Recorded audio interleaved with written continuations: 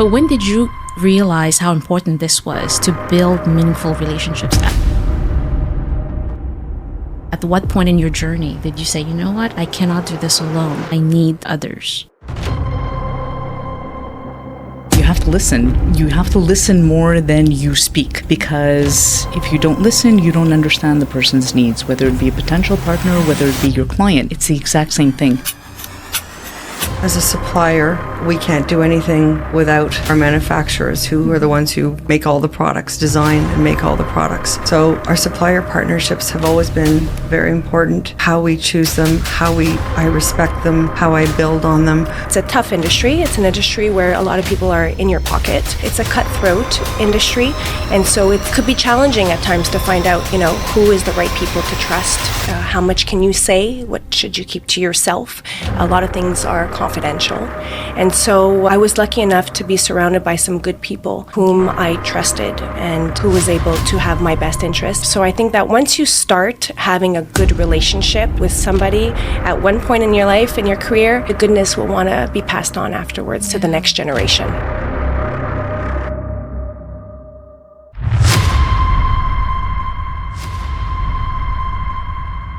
It's a pleasure to have you all on the podcast today. It's a pleasure. It's an honor. I'm excited to discuss all the great topic we're going to discuss.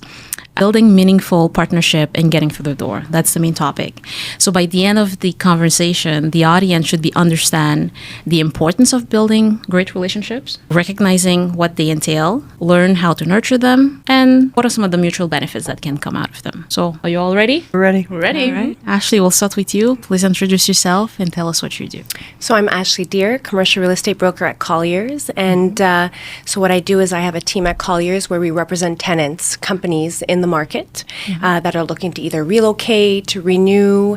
So we help them. The value added is that we really help them strategize their real estate needs. Nice. My turn? Yes, your turn. So I'm 𝗟𝗶𝘀𝘁𝗵𝗏. I'm a litigation attorney. I've been practicing civil commercial litigation for the past 24 years. I've had a very diversified practice. I've touched on many areas of law. I actually started off as an employee for the first 10 years of my practice, and then I decided to venture off on my own, build my own practice, which was going to revolve more around real estate and leases and insurance matters.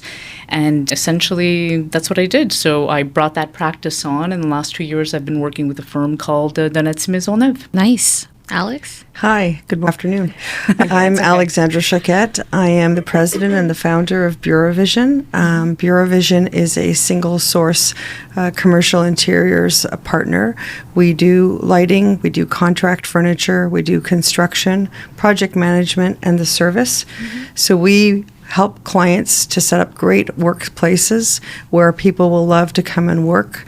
We're very proud to be a platinum partner for MillerKnoll, which is a leading, probably the largest furniture manufacturer in the world, as well as a 𝗥𝗏𝗏𝗏𝗏 partner. Wow, impressive. For all of you, you're doing great things, great impact in our community, and I appreciate that. Reason why I bring you all to this podcast, because I think there's a lot of valuable lessons everybody can learn from all of your experiences.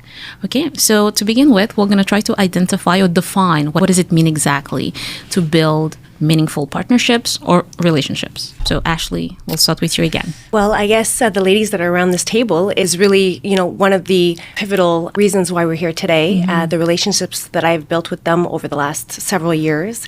Alexandra from 𝗣𝗏𝗏𝗏𝗏, we've known each other for about 3 years now. It started off when Love, which is a nonprofit organization, was looking to relocate in Old Montreal. And Alexandra, who is spearheading that project, was looking for a broker who was really going to understand their needs. And so we met. It was an instant connection. And that turned into a great success. But it also started a relationship, both on a professional and a personal level with Alexandra. To this day, her and I are now both on the committee. So we both really believe in this cause. And so we're on this committee together to help Love on their fundraising committee. Nobody fundraises like Ashley for the It's all about building relationships, right? And it's about just having a great network of people that you trust and that you know is going to be there to support you, for causes like this that are in great need. But, other than love, we've also worked on many projects together. Alexandra is a very inspirational woman. She has had such success with Bureau Vision. And so for me, she has been very inspiring. But in addition to that, I know that when I have clients who are looking for her type of services, I know that I'm referring them to somebody who's going to really take care of them the way I take care of my clients. That's important. It's so important. And when my clients call me and they're happy with the services because of of whom I've referred them to, that to me is a huge success for everybody. Of course. And then with Stella, well, we've known each other for a little bit over 5 years. I met Stella at this cocktail event, and although you might not be able to see her personality just now, she and I are very similar, where her personality, she's a very positive person. And then when I found out that she was a commercial real estate lawyer, and me being a commercial real estate broker, I knew just from the onset, her personality of how she was able to just connect with me from the beginning, that we would make a great team. And I have to say that it has been a great experience working with her over the last 5 years. So she has been instrumental in me closing a lot of my deals, being there to review leases. Sure. And if I could just end it off with like a positive story that just it recently happened with a client of ours. We were on a call. We were reviewing the last elements that we were unable to, we were having challenges negotiating with the landlord. Okay. She was on the call. I was on the call. Our client was on the call as well as the landlord. Yeah.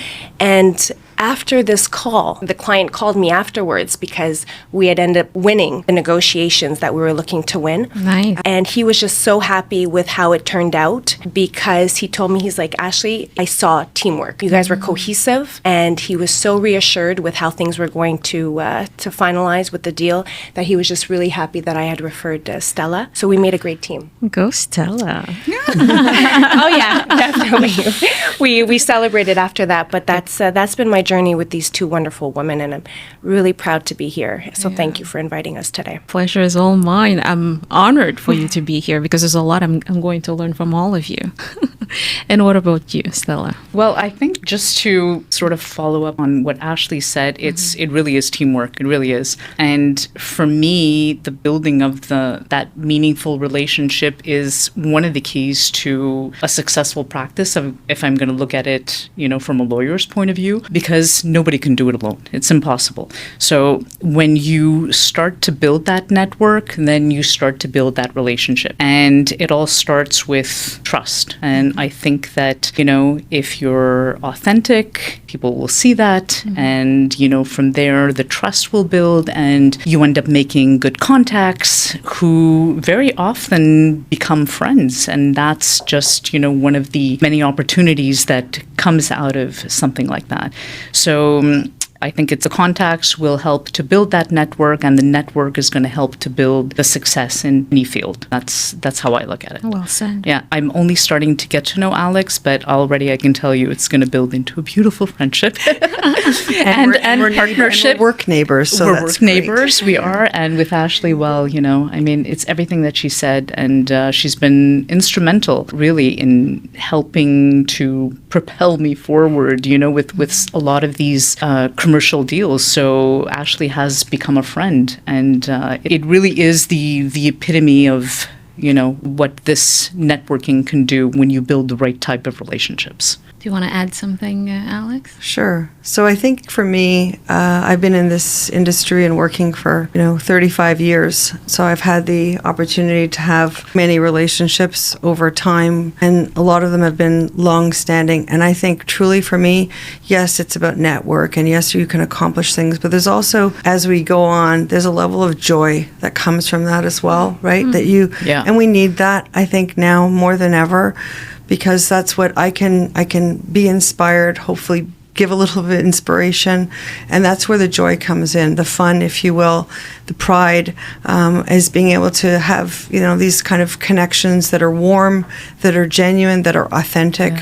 I don't have to have all of them. What I have to have are the ones that are meaningful. The ones where when I'm facing something that I don't know how to navigate through, which is only normal as an entrepreneur, as a business owner, is there someone that I can reach out to around this table or my larger network to say, hey, how could you help me with this? This is what I'm facing. I need to be able to be transparent and guarded and genuine and seek out guidance. So I think that's, and you get off of that afterwards, I'll come out of that and say, wow, I feel better, and I love that exchange, and I loved, learning and being with other people. So for me, it's the joy. Amazing. It's every one of you said something. You add a little bit more than what the other person said. Well, the transparency part is so true, though. It's being able to be yourself with people that you trust. Ultimately, that's what it is, Because even on LinkedIn, I see people, they're asking I've heard that people are asking, well, how can I be authentic? Well, a lot of people say, well, just be you. Yeah. Right? Sometimes you don't know, trying to figure out who you are. There could be that aspect as well. True. But be you and, like you said, be genuine, have fun. And I like how you say, seek out guidance. Sometimes, especially in business, there are certain times you're like, oh my God, what do I do now? If you can have key people in your life you can reach out to that have gone through that and say, hey, what would you do in this situation? And not be afraid to ask for that help. There's because, that too. like you said, it don't have all the answers. It's impossible. So can't be afraid to ask for the help. But when did you realize how important this was to build meaningful relationships? At what point in your journey did you say, you know what, I cannot do this alone. I need others? Ashley. Well, I would say, I always was a people person. So for me, whether it was relationships starting off, with family members and then with friends at school. And, it's something that my parents taught me very young. In order to have strong relationships, first of all, respect is very important, trust and loyalty, and then an open communication. And so that's the way I was raised.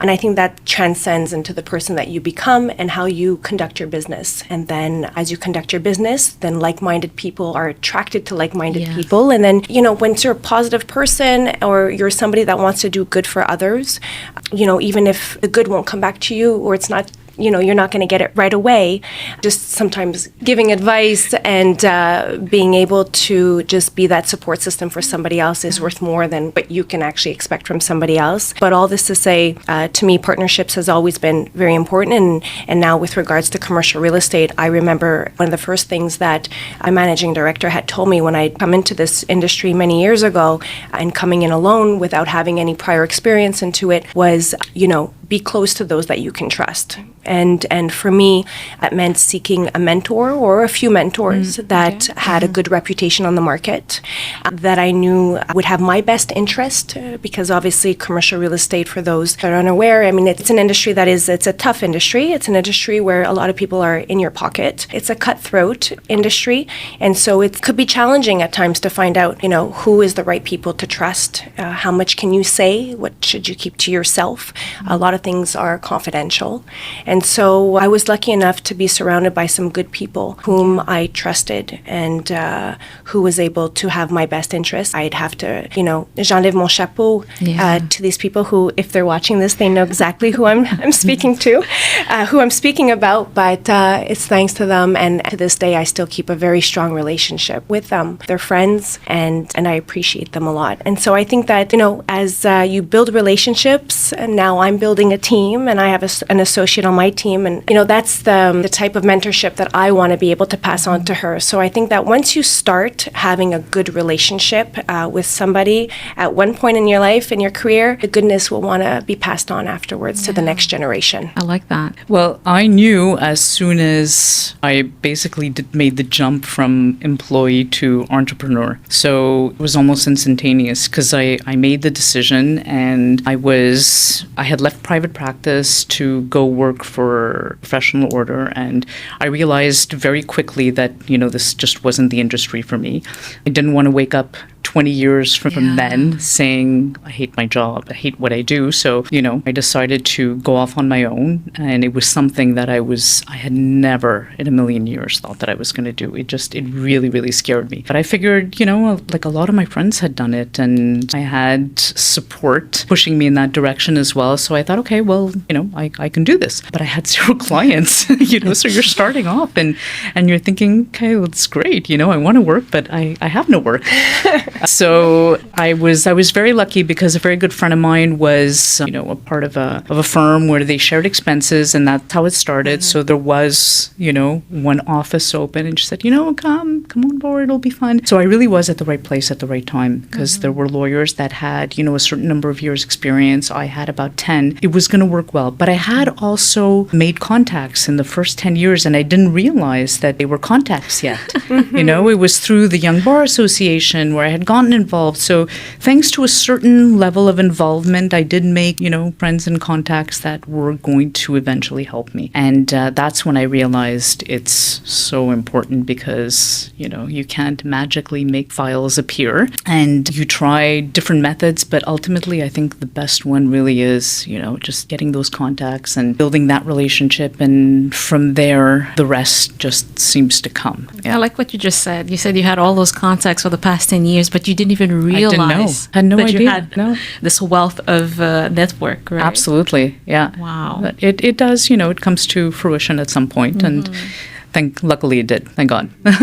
I think for me, the concept of partnerships in business is very important. As a supplier, we can't do anything without our manufacturers, who are the ones who make all the products, design and make all the products. So our supplier partnerships have always been very important. How we choose them, I respect them, how I build on them. When I first started 𝗟𝗲𝘁, 33 years ago now, it was me alone going to look for product lines. I laugh now when I think of it because the lines that I went and asked for all by myself. But, if you don't try, you can't, you don't know, right? And I had a client when I started 𝗟𝗲𝘁, and he had been a client at a past place, and I advised him that I was leaving to start 𝗟𝗲𝘁. He said, Alexandra, I have just one ask of you. And I said, yes.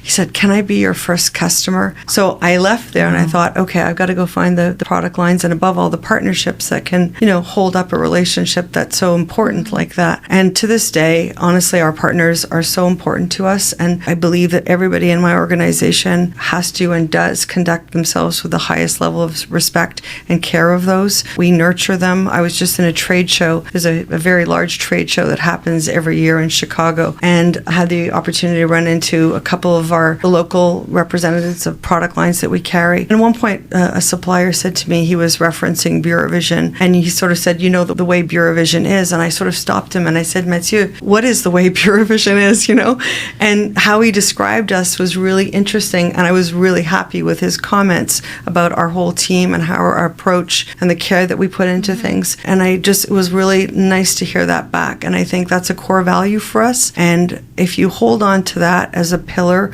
to an organization, knowing that we cannot do anything alone, right? None of us in our organizations, and making sure that we respect and grow those and nurture those partnerships, I think you can only build from that. So true.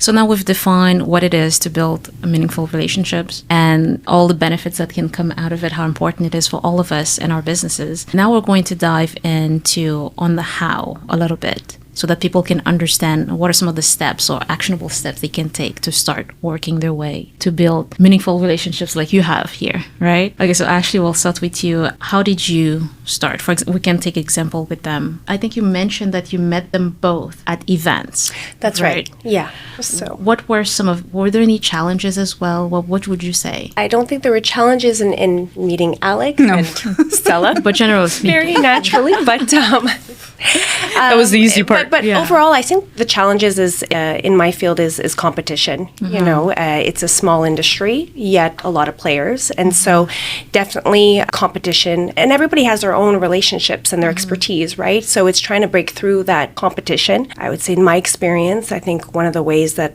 I've been able to break through is just by being very perseverant in my approach.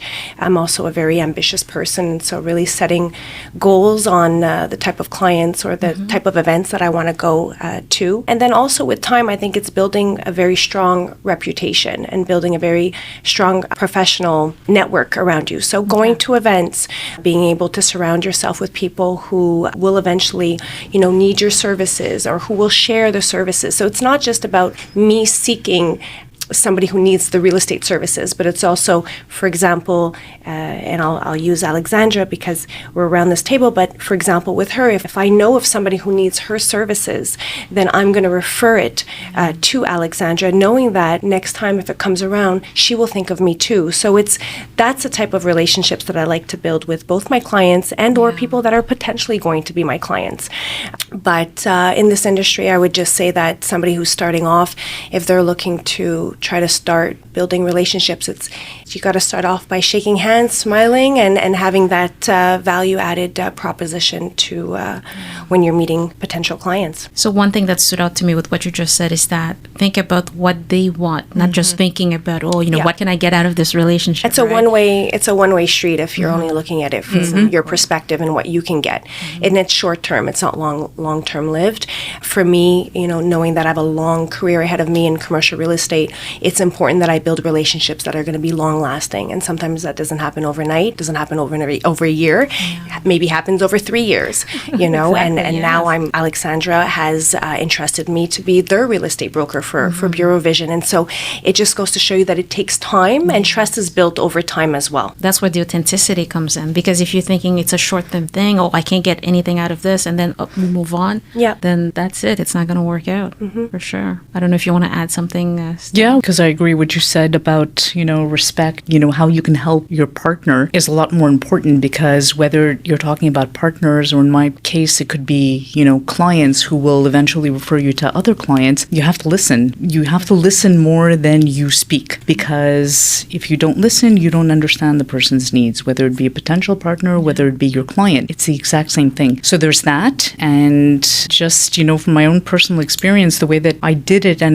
you kind of have no choice in the legal field, is to get involved. You have to get involved. You have to get yourself out there. So in my particular case, it was getting involved with, when I was a younger lawyer, Young Bar Association. You meet people that way. You make contacts that way. Then getting involved with, the 𝗣𝗲𝗁𝗂𝗏𝗃 in general, and any type of committee that they may have. But committees that speak to you, because you'll find your passion there and you'll thrive. Another association that helped me out throughout the years was BNI. Actually, that's how we met. Now that I'm thinking about it, it was through somebody in BNI that we met.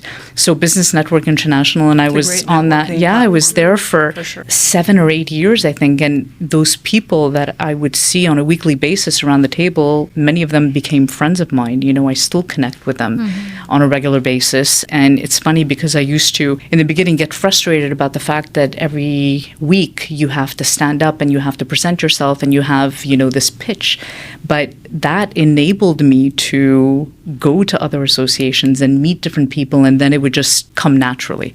So there was that, and then, there was the involvement with crew, which is more recent, but basically you just have to get out there and you have to meet people. And in my particular case, that's what helped me. Well said. I agree. I think that it's about finding an interesting cross-section of ways to connect with people. I mean, Ashley touched on the fact that I'm on the board for Love, celebrating just over 5 years. Honestly, I never really had given any consideration to being on a board.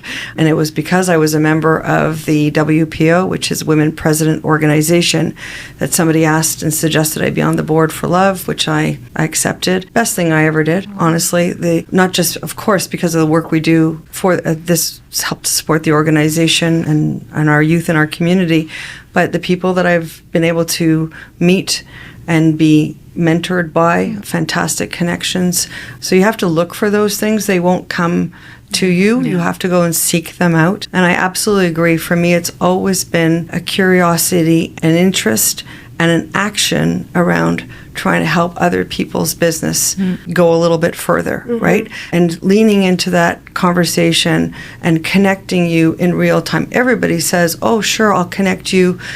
One thing I will say absolutely about Ashley, she's a phenomenal person around connecting people. Yeah. And she doesn't just say it, she does it.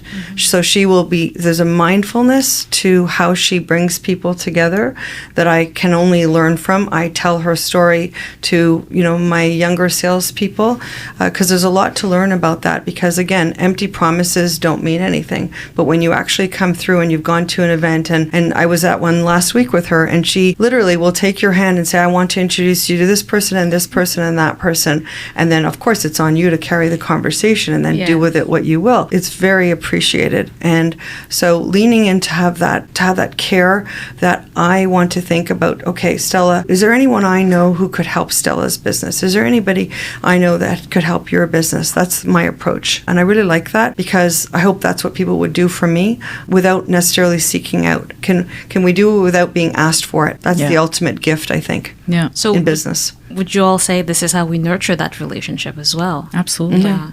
Seeking what the other one needs. For sure. There's a key person we want to reach out to, but we don't have direct access to that person. We tell Ashley. I'll find it. I'm like a detective. I've been told.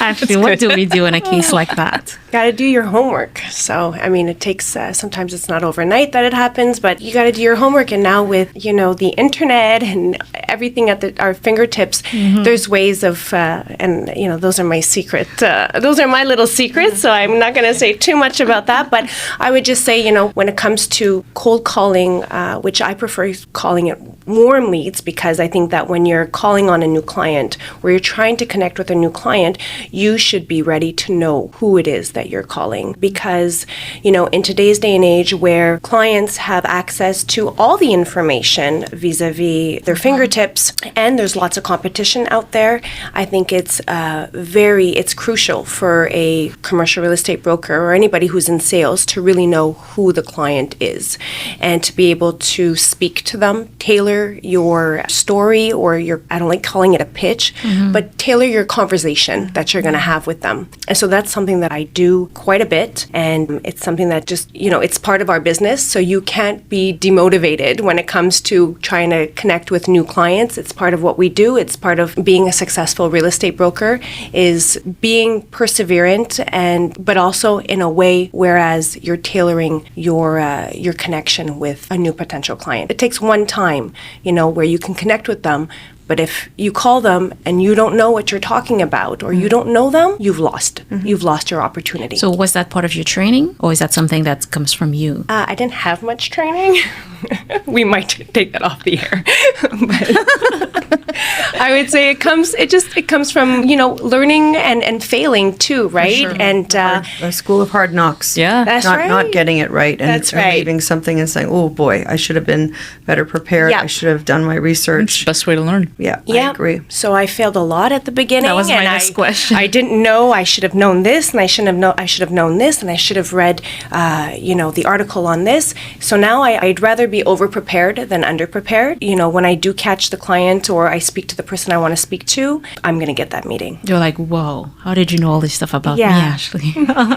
In a non-stalker way, but yes. Just to add, Yes, for sure, yes. just to add to that before that you're talking about once you're in there, which is one thing, but going back to the getting in, I really think sometimes if you're trying to get into, let's say, meet a potential new customer or an account, sometimes it maybe has to simmer a little bit, if you will, in your the back burner. And you have to sort of be able to apply a design thinking about how you're going to solve this problem. So you're trying to get in to see a customer, and you have to think about all the other people that this customer might be engaging with, right? And it does require you to sort of think out of the box and think, wow, okay, so you have to think, well, maybe who cleans their offices, who does their leases, who does legal, who does, you name it. There's so many different things. And then you're tapping into the network, right, that would be surrounding this customer and thinking and getting sort of additional points of view on a customer. And I think sometimes that sort of it's not a natural instinct. It's one that you have to sort of cultivate sometimes. It's a skill around that. And the more you do it, it's a muscle also. The more you do it, the more it will become a natural reflex to sort of look at it from different observation points and plan an attack, so to speak, that way, right? Because it really is that, right? You're kind of, you're bringing your forces in, whoever those are, around, either to get your own knowledge for yourself or either to lean on somebody else, say, hey, could you possibly help me get an introduction into a file? It's a conceptualized strategy. So basically you're saying to go in speak with those other vendors, let's say, or like, okay. It's definitely a way, definitely. Somebody else must know that client. They're either obtaining services, or needing something from other people. So just think out of the box. There's what we do, but think of all the other people that could be supplying some form of a service to that customer. Great I like point. that. And timing also is important. Elaborate on that. Yeah. So timing, meaning that, you can know everything about that you need to know, do your due diligence before calling on the client, but it's not the right time, for them to have or to meet with you. And so that's where being able to stay consistent and I'm going to say perseverant again, because it's a very important element, to make sure that timing is correct at the right time and so that you don't miss the boat when it is the right time. Yeah. So basically, you're going to get a lot of no's. Timing might not be right, but stay on it. Do Get not more give no's up. than yes. But Yeah. Strong organizational skills so that you can, remember that you had to call back the person. CRM. And remember again, remember again, remember again. That's one of the biggest things I find is that we all have great intentions, but we maybe just sort of forgot or we got busy with another file or what have you. And then got to keep it top of mind. Taking a lot of notes in the CRM. I find the CRM helps a lot because otherwise, like you say, we will forget. I don't know if you want to add anything on that, Stella? Well, they were both so eloquent and, they pretty much said it all. But no, I agree. And I had the same notes. It's preparation, it's doing your homework. I find sometimes that you never know who people will know. You tend to think, like you were mentioning, giving various examples, it could be the cleaner in that building. It could be, you just never know who people know. So I think don't be afraid to ask for help. That's key. And Ashley, it's funny what you said about, having it be the right timing. I was actually introduced to somebody who was going to become hopefully a potential client at one point. And he had 2 files going on at that time and they were big files. And I was introduced to him, but he had a lawyer that, he had been working with for 20 years. And he said, I'm glad to have met you, but it's just not the right time right now, but I'm going to keep you in mind. A month later, I think that lawyer in question kind of had one foot into retirement and, maybe wasn't as diligent anymore. He called me. I inherited those 2 files plus another 2. So you never know when the timing has to be right, but you can't be afraid to ask and you can't be afraid to push just a little bit as well. We play the long game. Yeah. Really, Yeah. it's that, it's What, a series 100%. of wins and losses, but it's a long game. Yeah. Resilience is important. Resilience is very important. And how do you deal with the rejection part? Because we're going to get a lot of no's. Like, what pushes you to continue? Because for some, if they get a few rejections and that's it, 2 years in the business, they realize, oh my God, this is not for me. Everybody's telling me no, but they're not understanding. They're not trying to figure out, well, how can they tell me yes? What am I missing? I don't know. What would you say to those that are in that situation? Or maybe that are just shy to reach out and ask for help? Well, it came to me, I think that generally speaking, it's true in any industry. You have to be able to put that fear of rejection aside because it's going to happen. You're going to get rejected. It has to happen. It has to happen because there is no success without, a little bit of failure, sometimes a lot of failure. It all depends on your mindset and how you look at it. So the fear of rejection has to be put aside and you have to maintain your stamina and your perseverance because there is no easy way around it. You just have to go through it. And with that will come a learning curve and the learning curve will turn into a lesson which you will apply for the next time and you will just keep getting better and better at it. And I'm going to leave my, the ladies to throw in their 2 cents as well. But I find that what always helped me was, what's the worst case scenario? What is the worst thing that somebody's going to tell me? No? Okay. So they'll tell me no and I'll move on and I'll either learn because there's always a lesson that's going to come from it or it'll just be better next time. And that's it. So you have to put that fear aside. The other thing I think also is the importance around a post-mortem after a loss, like even if it's your own and you sit down, probably not the first day. My first day, I probably will cry heavily. Joking, but maybe that's not. okay too, though. You need that.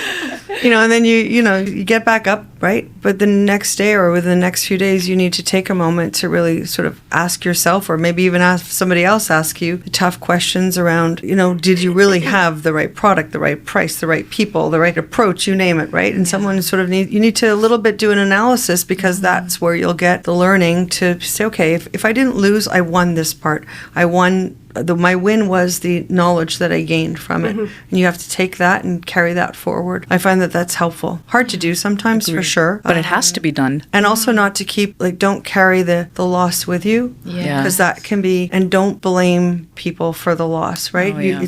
I said it has to happen because it does happen. We all go through it. We all will lose, a trusted or valued customer. It's probably the worst thing when that happens, right? And we have to just sort of regroup, either alone or as a team, and analyze it and then build a new game plan. And take responsibility, So I agree with everything you ladies are saying. And I think the only thing I would add to that is that you also have to trust yourself, right? There are situations where, let's call it a rejection, that you did what you had to do for the client or for your presentation. But for something that was uncontrollable, that was out of your control, you didn't get the pitch, you didn't get the mandate.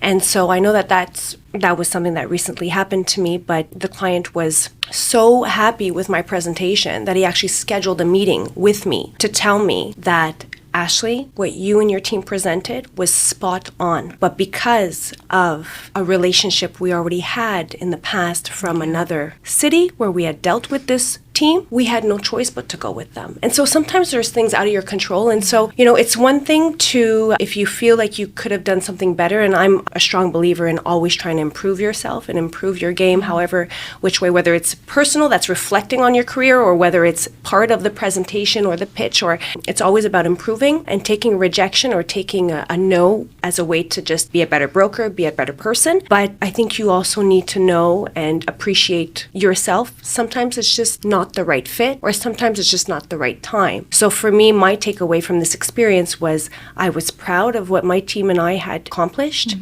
And I know that this individual, when the time comes again and there's a door opener, he will think of me and he will call me. That to me was a win in my books. Well, you made the impression, right? Yes, that's very true. That was a win. Yeah, what you said. Because sometimes there's no point of beating yourself up. Like you said, it's out of our control, and we have to recognize that sometimes. You have to believe in yourself. You have to know what it is that you can offer your clients. And sometimes you'll meet clients and they just won't see it. And that's okay. Move on to the next. Because there are people out there who will see your value. And that's who you want as a client. Yeah.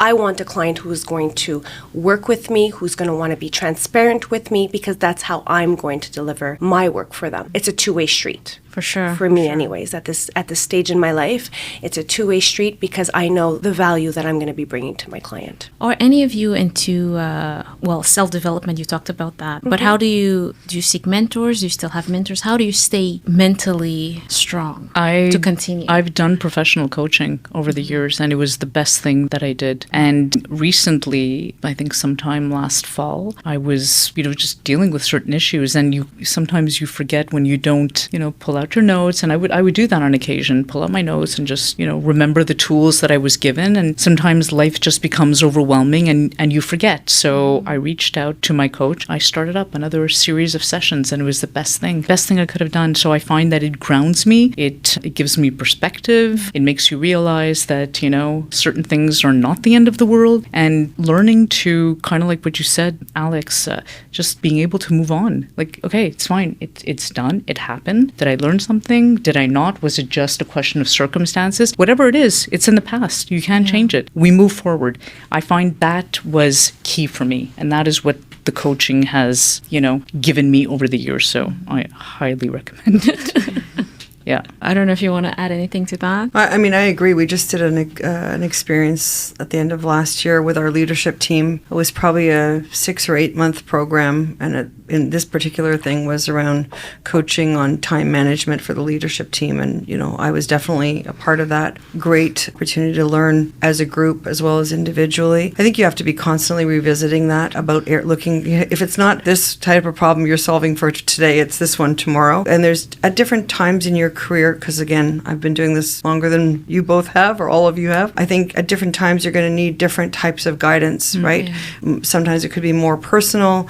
At another juncture, it could be more as a team that you're looking for. So just being the awareness around that and the willingness to seek out some form of coaching, I really believe in. I mentioned before the WPO. It's not that I'm doing an advertising for them, but to know that you can be with this sort of group of women and everybody can come together in a forum to help you solve your own problem. It's a different form of coaching. It's almost like you end up doing self-coaching with them, but so beneficial. I can't say enough good things about that. So there's so many different ways you can get coaching as well nowadays. So to seek it out is great. Amazing. And if you could go back and reflecting on your journey, what would you have done differently? Or do you think everything that happened for a reason, and therefore here's the person you are today, that you wouldn't change anything? Well, if I speak about the start of my journey in commercial real estate, I would change the fact that I started off by myself. So coming into a brand new industry all on my own, I would definitely want to seek a team. You know, if I was a new person thinking about coming into commercial real estate, 100%. I would want to, be part of a team whom we have a good, we have the same values, the same ethics, and I'd want to learn and grow within that team as opposed to starting off on your own. I mean, I think that to my advantage, I was just thrown in with the wolves and I had to learn how to sink or swim. Gladly, I'm a pretty good swimmer, but but it was definitely very difficult. So if people have the opportunity to be able to connect with a team and learn that way and start off that way, it's a lot easier. For sure. Stella? I think I would take the networking a little bit more seriously, like the first 10 years of my practice, because, you're working as an employee in a law firm, and I was telling Alex and Ashley right before we started, I didn't see the need for networking. I said, well, the files are coming in and we're busy and there's really no need. And until, you go off on your own and you start to get hungry and you realize that you need that. So I think I probably would have eased into it a lot easier had I taken it more seriously in the beginning. That's probably what I would do differently. I'm not sure that I would do a lot differently. I'm really just perfect. Not at all. Honestly, actually, that's a joke. You're great. Not, but truly, actually, we just celebrated. I have a business partner in Montreal, and I have another wonderful partner for my Ottawa office in Montreal. Renzo and I have just celebrated 25 years of partnership. Wow. I think that in and of itself is a feat and a cause for celebration. And I think I was lucky to have had that good fortune early on, and so I did have someone to help build the business with that I can and still do very much right up until 10 minutes before walking in here, get advice from, and he can be the sounding board probably far too often than he would like to be for anything that I'm worried about. So I feel like I've been so blessed in so many ways. Like, I don't look back with any regrets, truthfully. It's been absolutely wonderful ride that I am so grateful for. And if anything, I just want to have the courage and the faith and the health to keep doing this. So, but I also recognize that you have to keep evolving, and that's for sure, right? We've gone through an incredible time lately. Everyone around this table, everybody listening, coming out of this pandemic situation, right? We don't know what's could be coming at another time. We learned a lot, but it's been very hard, right, for business in every sort of across so many different platforms. So that idea of staying strong, staying united with other people, leaning on other people, I maybe would have done that earlier, So I like where I'm at now today. It's very cool. Wonderful. I'm happy to hear all of you speak. It gives me so many ideas, and I'm sure the audience will really enjoy this conversation.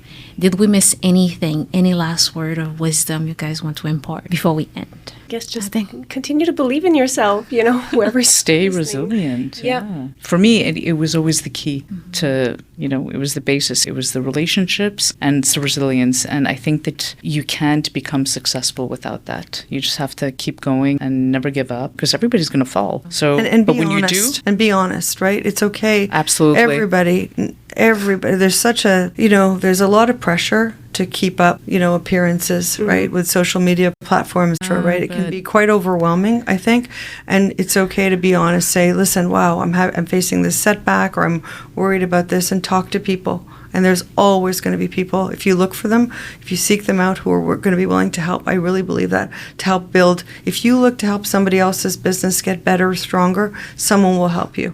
But that's where, everything, the basis of everything that we just talked about, right? The basis of that trust and the relationships that you build, because it's not everybody that's going to want to help you. But when you find those key people, you know, like the ones around the table, then you could be open with them and you could be transparent and you could be honest and they won't judge you and, you know, they won't think less of you because you're having a bad day or a bad moment. So there's definitely the resilience of not giving up and not feeling less than what you really are because you fell. Get back up and nurture those good relationships because that's what's going to keep you going ultimately.